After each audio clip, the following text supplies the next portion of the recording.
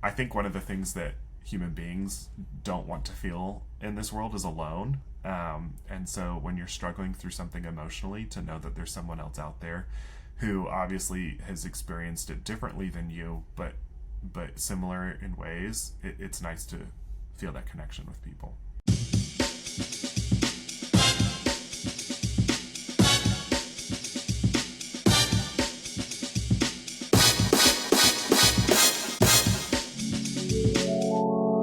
Nick Foster, welcome to the show. Thanks for joining us. Thank you for having me. I'm excited to be here. Likewise, we're glad to have you. So, why don't you tell everyone a little bit about yourself, who you are, where you're from, and a little bit about what you do? My name's Nick Foster. I live in Central Florida. I grew up here in the Central Florida area, and I love theme parks. That's a very quick way of saying it. I have an Instagram account called The Theme Park Dad. I am a dad. My wife and I have been married for 9 years. We have two little boys. Luke is 7. He's our oldest. He's our biological son. And then our youngest, Ethan. We actually adopted Ethan from Colombia. So they're incredible. They're amazing.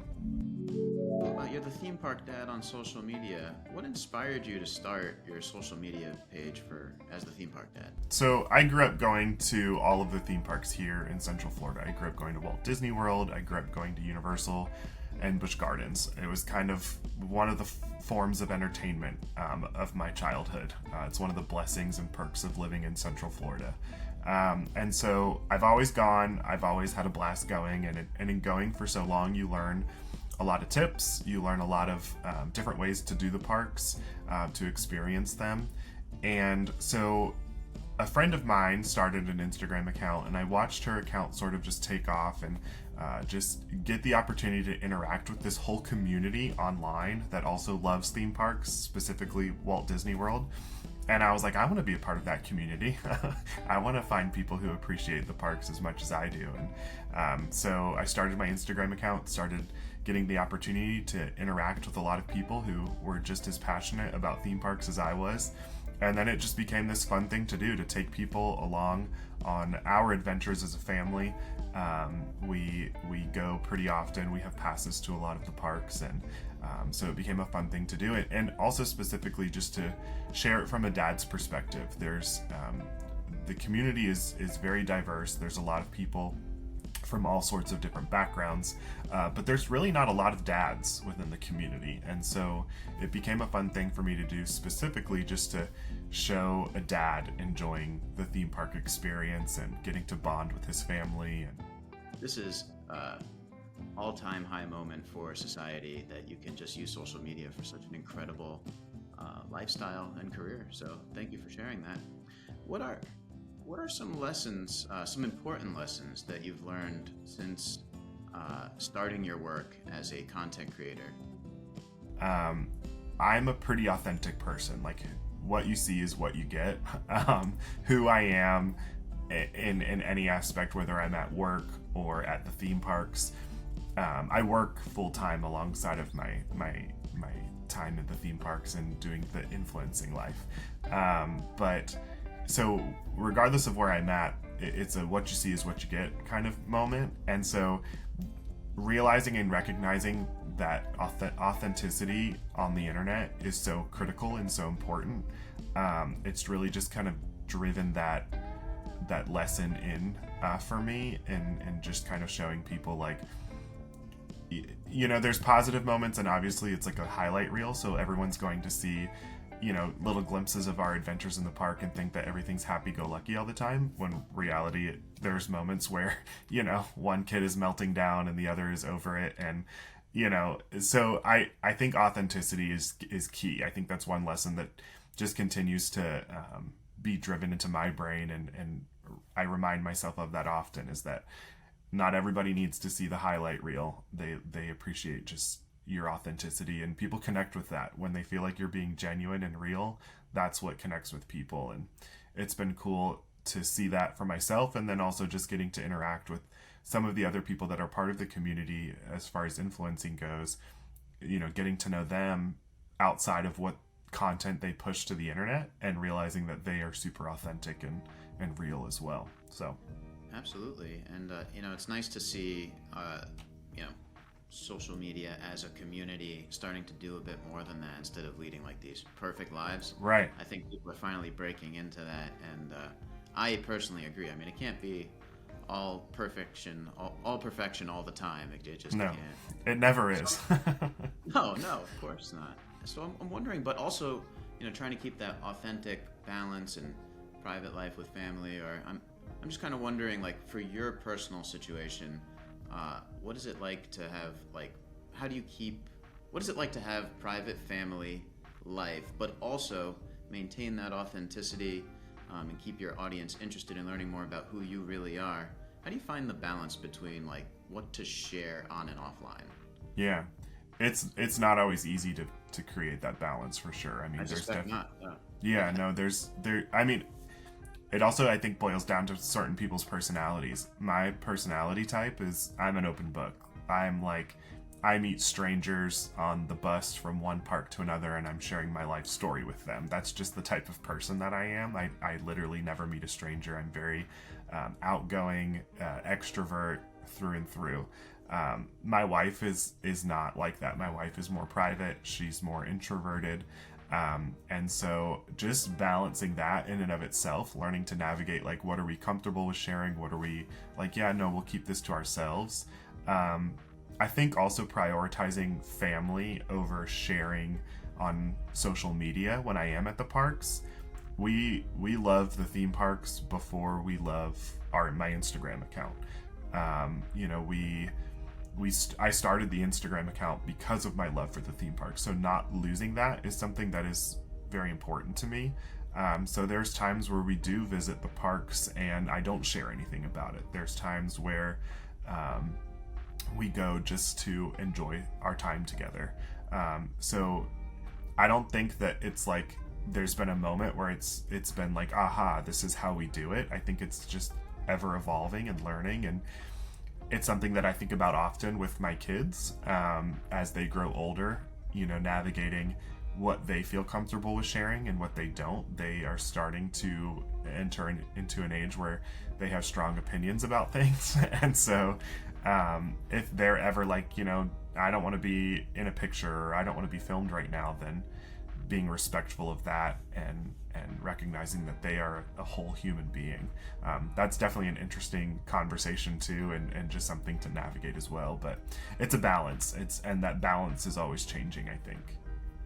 Absolutely. And balance is always changing. People are going through the valleys of life and the peaks of life and on and on. And I'm wondering, as you mentioned there, our life does have ups and downs. And I'm wondering if you specifically, given your profile and your personal life experience, if you've ever had any ups and downs in life that you found groups either on social media or otherwise that have supported you, and how they've done that. Yeah, I mean, I think that that's one of the beautiful things about social media, is that it is a space where you can find like-minded people, and not necessarily just even like-minded people, but people who have shared experiences with you, and getting connect with them and share stories. Whereas without social media, that would be a little bit more difficult to do. Social media is such a blessing, but also definitely has its negative side effects as well. So, I definitely think there's been, even finding people to interact with specifically through a community that appreciates Disney and theme parks the way that we do. I have a lot of friends who are just like, man, you guys are at Disney every other day. Like, what the heck? What's going on? And so finding people who get it and they're like, yeah, we understand why you're there every other day. It feels nice. It's encouraging to have other people in the world that are like that. But then absolutely, the beautiful thing about being a dad on social media is that I've had the opportunity to interact with a lot of other dads who have messaged me about things that they have gone through and specific situations that they've walked through that I've shared about, that we've been able to connect on and really dig deeper. Specifically, my wife and I went through a miscarriage in 2018, and thank you, I appreciate it. But I've been very open and honest about that conversation, and being respectful of my wife what her wishes are and what she feels comfortable sharing and not. But Sure. Yeah. her and I know that like we walked through that very difficult season, but we would like to find purpose in that. And one of the purposes is connecting with individuals who have shared that experience, which is way more often than you recognize or realize. There's so many people who have walked through that experience. Knowing that, and especially from the dad's perspective, knowing that there's a partner on the other side who's walking through that as well. And obviously people react differently to miscarriage. Obviously everyone has a different reaction emotionally to it, and situations and circumstances play into that as well. But for the dads who are out there who are hurting and who are nervous or scared about what that could mean for them, and if they're trying to build a family, what their family's future might look like, it's been really positive to have those interactions through social media. And just, I think one of the things that human beings don't want to feel in this world is alone. And so when you're struggling through something emotionally, to know that there's someone else out there who obviously has experienced it differently than you, but similar in ways, it's nice to feel that connection with people. If you had unlimited resources and could work on any project that you want in the future, what would it be and why? I think I really want to start using my platforms for pushing back into charity, philanthropy. I definitely have a heart for. I'm passionate about a lot of things, and I have a heart for a lot of different causes. And so I think now that my platform is starting to grow more and more, I definitely want to be intentional about pushing back into giving to others. Adoption is obviously specifically something that we're very passionate about, having walked through that ourselves. So yeah, I think just finding different platforms and areas to really push to give back is something that is important to me. With adoption, is there something specific about adoption that you would like to support? Either is it funding or process or both? Or Yeah, I haven't narrowed that down specifically in my brain yet. I'm still kind of trying to figure out what that's going to look like, but all of the above, just the adoption process in general, it is such an expensive process, which is, it feels unfair for families that are walking through it. So finding ways to support that, but then just, I think we focus a lot too on getting the adoption to the point where it has been processed and families have been bonded and joined together. But there's a lot of bonding that takes place after the adoption is finalized. And I know of different organizations that, I know of an organization specifically that works on sending families to Disney World after they have finalized adoption for bonding moments and bonding experiences. And that's huge. Like, adoption is a beautiful thing, but it's also rooted in loss, and it comes with a lot of heavy emotions for all of the parties that are involved: adoptive parents, birth parents, and the adopted child as well. And so finding ways to create experiences that give them the opportunity to really bond is something that's super special and important to me. So I really do love the idea of families that have just recently adopted a child, sending them to Disney together to bond. I can't imagine a better bonding moment to start out of the gate with. What is the name of that organization? It sounds phenomenal. Yeah, they're incredible. They're called Funding Love, and they have, it's really cool because this organization not only sends adoptive families to the parks for bonding experiences, but they've also done retreats for birth moms as well, which is huge. I think birth moms can get missed in the adoptive process, and once the adoption is finalized and has taken place, the birth mom has a lot that they're walking through as well. So the idea of an organization sending birth moms on sort of like a retreat weekend to Walt Disney World and pampering them, and giving them the space and opportunity to connect with and interact with other birth moms is huge. Like we were talking about earlier, not wanting to feel alone.